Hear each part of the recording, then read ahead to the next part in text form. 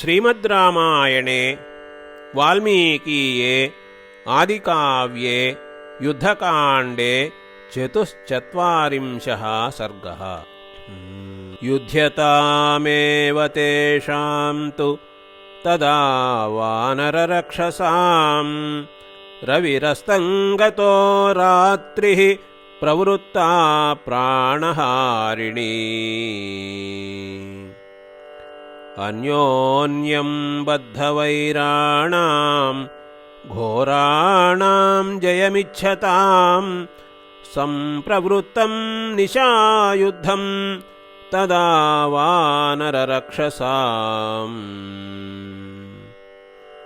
राक्षसोऽसीति हरयः हरिश्चासीति राक्षसाः अन्योन्यं समरे जघ्नुः तस्मिंस्तमसि दारुणे।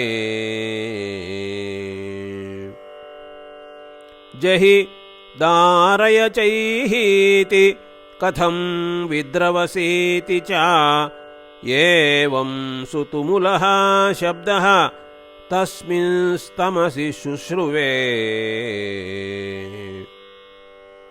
कालाः काञ्चन सन्नाहाः तस्मिंस्तमसि राक्षसाः सम्प्रादृश्यन्त शैलेन्द्राः दीप्तौषधिवना इव। तस्मिंस्तमसि दुष्पारे राक्षसाः क्रोधमूर्च्छिताः परिपेतुर्महावेगाः भक्षयन्तः प्लवङ्गमान्। ते हयान् काञ्चनापीडान् ध्वजांश्चाग्निशिखोपमान् आप्लुत्य दशनैस्तीक्ष्णैः भीमकोपाव्यदारयन्।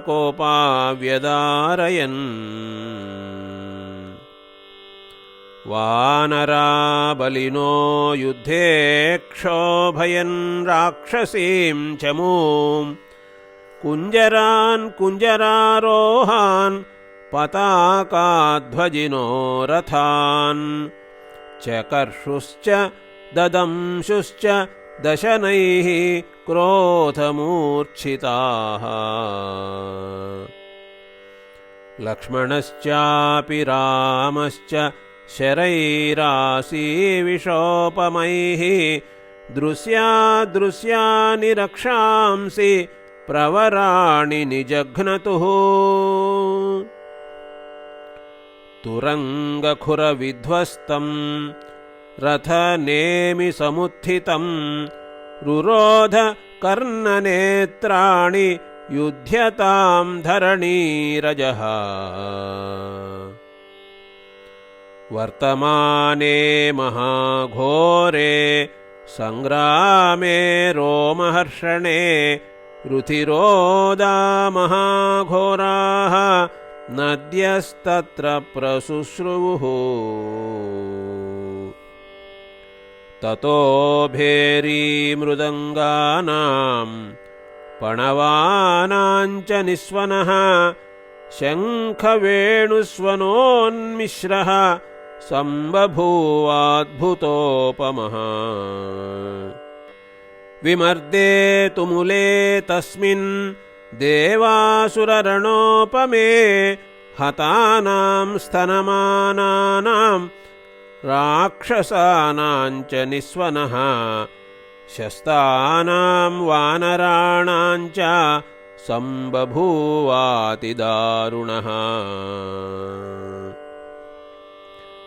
हतैर्वानरवीरैश्च शक्तिशूलपरस्वथैः निहतैः पर्वताग्रैश्च राक्षसैः कामरूपिभिः। शस्त्रपुष्पोपहारा च तत्रासीद्युद्धमेदिनी दुर्ज्ञेया दुर्निवेशा च शोणितास्रावकर्दमा। सा बभूव निशा घोरा हरिराक्षसहारिणी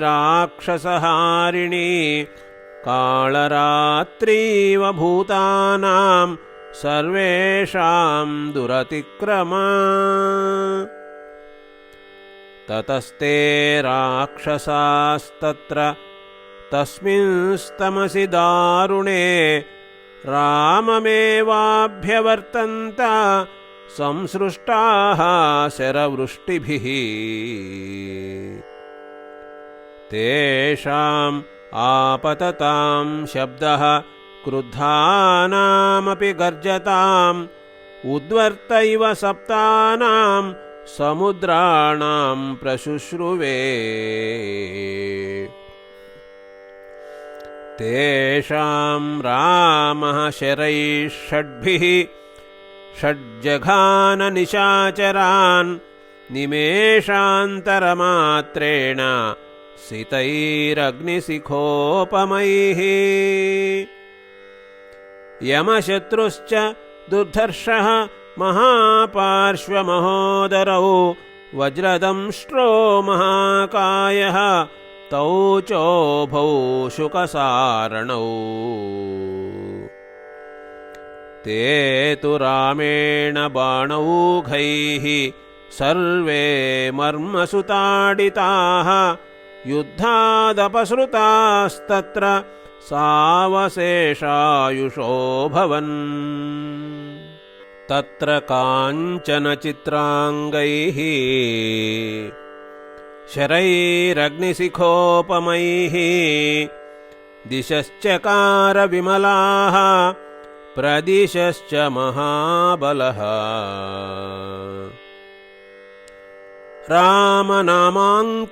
रामनामाङ्कितैर्बाणैः व्याप्तं तद्रणमण्डलम् ये त्वन्ये राक्षसा भीमाः रामस्याभिमुखे स्थिताः तेऽपि नष्टाः समासाद्य पतङ्गा इव पावकम्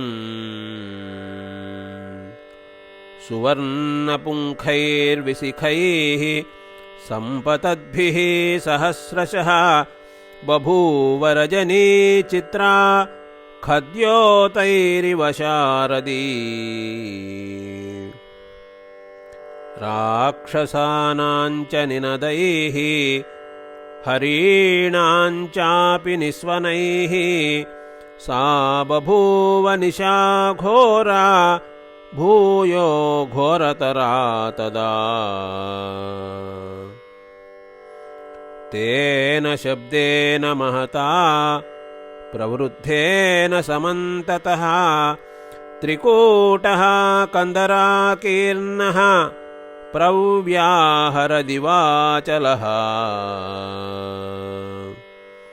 गोलाङ्गूला महाकायाः तमसा तुल्यवर्चसः सम्परिष्वज्य बाहुभ्यां भक्षयन् रजनीचरान् अङ्गदस्तुरणे शत्रुं निहन्तुं समुपस्थितः रावणिं निजघानाशु सारथिं च हयानपि वर्तमाने तदा घोरे सङ्ग्रामे भृशदारुणे इन्द्रजित्तु रथं त्यक्त्वा हताश्वो हतसारथिः अङ्गदेन महाकायः तत्रैवान्तरधीयता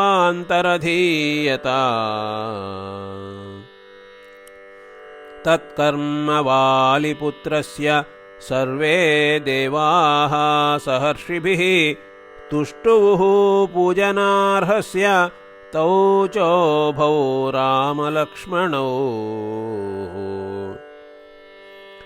प्रभावं सर्वभूतानि विदुरिन्द्रजितो युधि अदृश्यः सर्वभूतानां यो भवद्युधि दुर्जयः